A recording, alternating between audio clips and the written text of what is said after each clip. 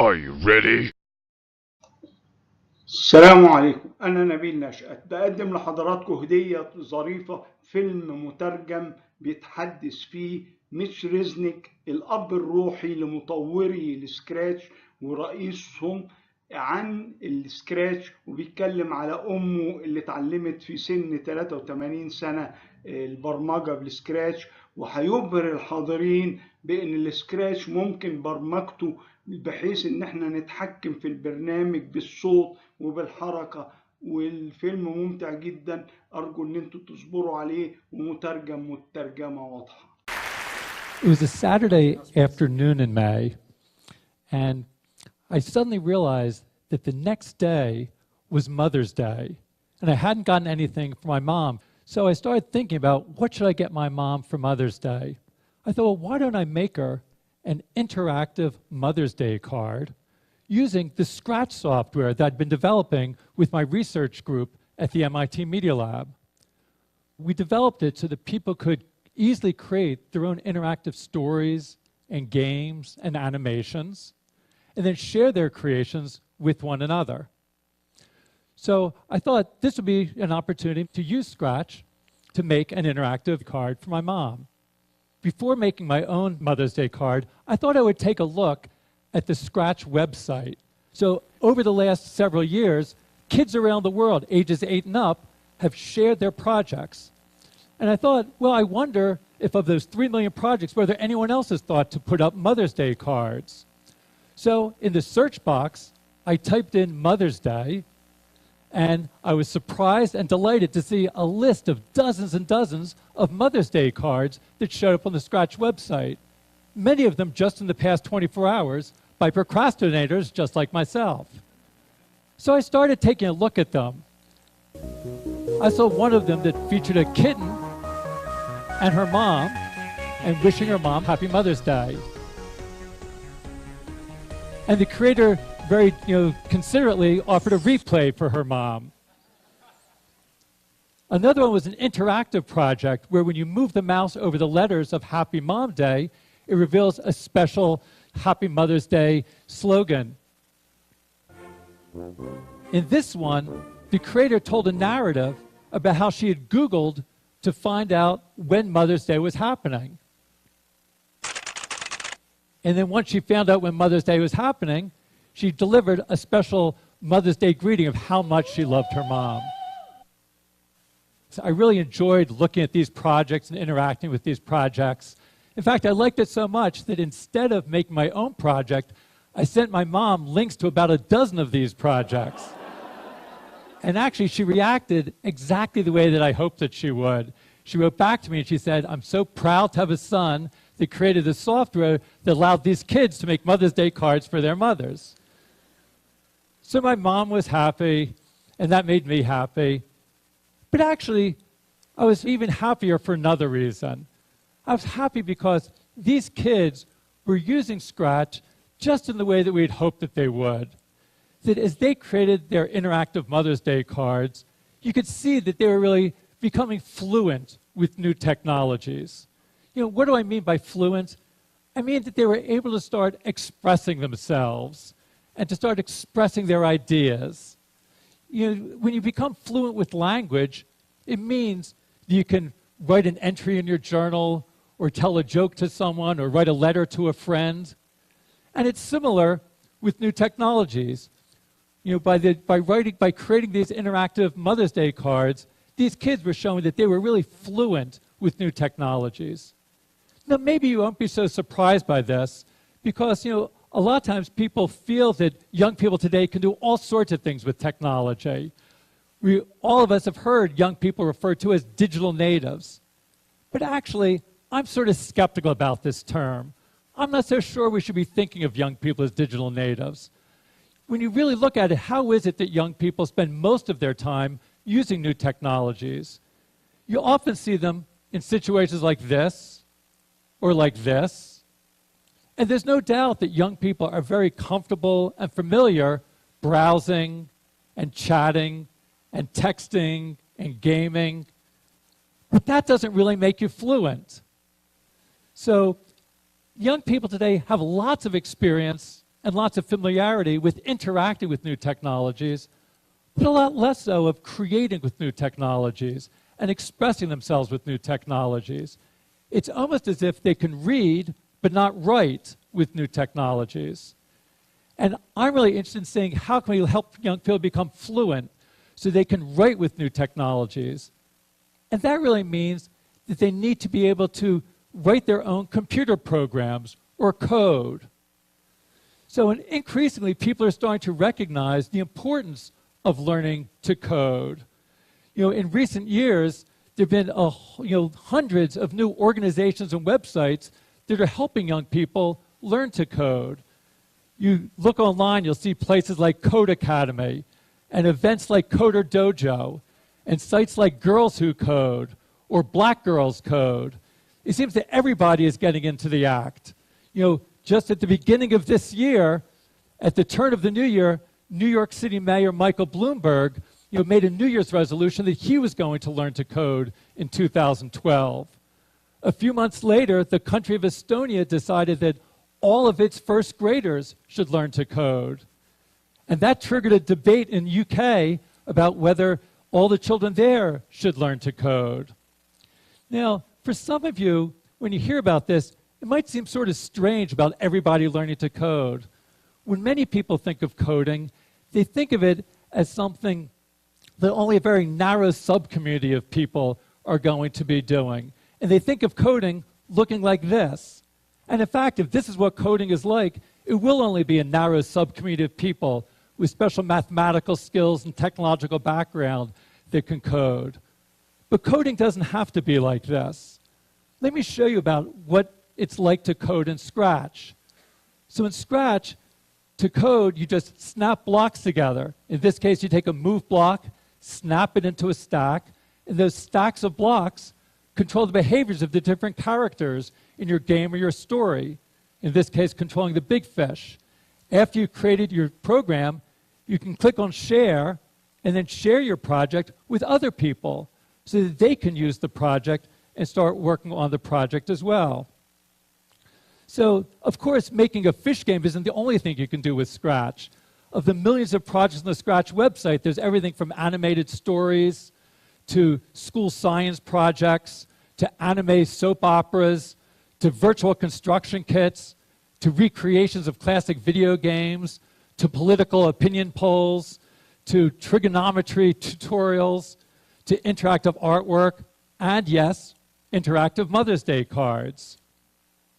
So I think there's sort of so many different ways that people can express themselves using this, to be able to take their ideas and share their ideas with the world. And it doesn't just stay on the screen. You can also code to interact with the physical world around you. Here's an example from Hong Kong where some kids made a game and then built their own physical interface device and had a light sensor. So the light sensor detects the hole in the board, so as they move the physical saw, the light sensor detects the hole and controls the virtual saw on the screen and saws down the tree.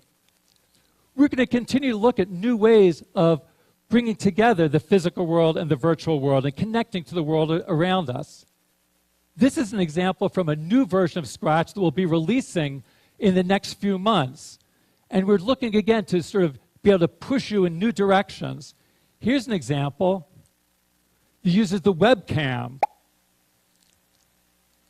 And as I move my hand, I can pop the balloons, or I can move the bug. So it's a little bit like Microsoft Connect, where you interact with gestures in the world, but instead of just playing someone else's game, you get to create the games. And if you see someone else's game, you can just say, see inside, and you can look at the stacks of blocks that control it. So there's a new block that says how much video motion there is. And then if there's so much video motion, it will then tell the balloon to pop. The same way that this uses the camera to get information into Scratch, you can also use the microphone. Here's an example of a project using the microphone. So I'm going to let all of you control this game using your voices.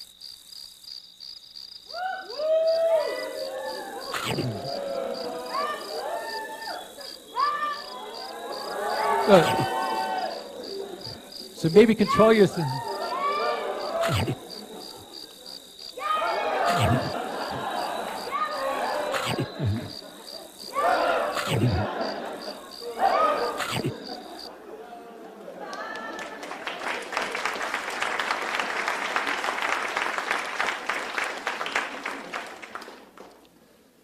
As kids are creating projects like this, they're learning to code, but even more importantly, they're coding to learn. Because as they learn to code, it enables them to learn many other things, opens up many new opportunities for learning. Again, it's useful to make an analogy to reading and writing. When you learn to read and write, it opens up opportunities for you to learn so many other things. When you learn to read, you can then read to learn.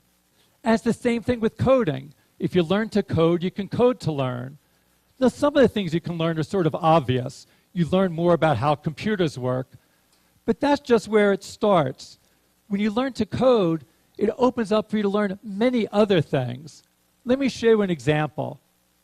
Here's another project, and I saw this when I was visiting one of the computer clubhouses. These are after-school learning centers that we help start that help young people from low-income communities learn to express themselves creatively with new technologies. And when I went to one of the clubhouses a couple of years ago, I saw a 13-year-old boy who was using our Scratch software to create a game somewhat like this one. And he was very happy with his game and proud of his game. But also, he wanted to do more. He wanted to keep score. So this was a game where the big fish eats the little fish. But he wanted to keep score so that each time the big fish eats the little fish, the score would go up and it would keep track. And he didn't know how to do that. So I showed him that in Scratch, you can create something called a variable. I'll call it score. And that creates some new blocks for you. And it also creates a little scoreboard that keeps track of the score. So each time I click on change score, it increments the score. So I showed this to the clubhouse member. Let's call him Victor. And Victor, when he saw that this block would let him increment the score, he knew exactly what to do. He took the block and he put it into the program exactly where the big fish eats the little fish. So then, each time the big fish eats the little fish, it will increment the score, and the score will go up by 1. And it's in fact working. And he saw this, and he was so excited, he reached his hand out to me, and he said, "Thank you, thank you, thank you." And what went through my mind was, how often is it that teachers are thanked by their students for teaching the variables? It doesn't happen in most classrooms. But that's because in most classrooms, when kids learn about variables, they don't know why they're learning it. It's nothing that really they can make use of. When you learn ideas like this in Scratch, you can learn it in a way that's really meaningful and motivating for you. That you can understand the reason for learning variables. And we see that kids learn it more deeply and learn it better. Victor I'm sure had been taught about variables in schools, but he really didn't. He wasn't paying attention. Now he had a reason for learning variables. So when you learn through coding and coding to learn, that you're learning it in a meaningful context, and that's the best way of learning things. So as kids like Victor are creating projects like this, they're learning important concepts like variables, but that's just the start. As Victor worked on this project and created the scripts, he was also learning about the process of design, how to start with a glimmer of an idea and turn it into a fully fledged functioning project, like you see here. So he was learning many different core principles of design, about how to experiment with new ideas, how to take complex ideas and break them down into simpler parts, how to collaborate with other people on your projects, about how to find and fix bugs when things go wrong, how to keep persistent and to persevere in the face of frustrations when things aren't working well. Now, those are important skills that aren't just relevant for coding. They're relevant for all sorts of different activities. Now, who knows if Victor is going to grow up and become a programmer or a professional computer scientist? It's probably not so likely, but regardless of what he does, he'll be able to make use of these design skills that he learned, regardless of whether he grows up to be a marketing manager or a mechanic or a community organizer. That these ideas are useful for everybody. Again, it's useful to think about this analogy with language. When you become fluent with reading and writing, it's not something that you're doing just to become a professional writer. Very few people will become professional writers, but it's useful for everybody to learn how to read and write. Again, the same thing with coding. Most people won't grow up to become professional, computer scientists or programmers, but those skills of thinking creatively, reasoning systematically, working collaboratively, skills you develop when you code in Scratch are things that people can use no matter what they're doing in their work lives. And it's not just about your work life. Coding can also enable you to express your ideas and feelings in your personal life. Let me end with just one more example. So this is an example that came from after I had sent the Mother's Day cards to my mom. She decided that she wanted to learn Scratch. So she made this project for my birthday and sent me a happy birthday Scratch card. Now, this project is not going to win any prizes for design, and you can rest assured that my 83-year-old mom is not training to become a professional programmer or computer scientist. But working on this project enabled her to make a connection to someone that she cares about, and enabled her to keep on learning new things and continue to practice her creativity and developing new ways of expressing herself. So, as we take a look and we see that Michael Bloomberg is learning to code, all of the children of Estonia learn to code, even my mom has learned to code, don't you think it's about time that you might think about learning to code? If you're interested in giving it a try, I'd encourage you to go to the Scratch website at scratch.mit.edu and give a try at coding. Thanks very much.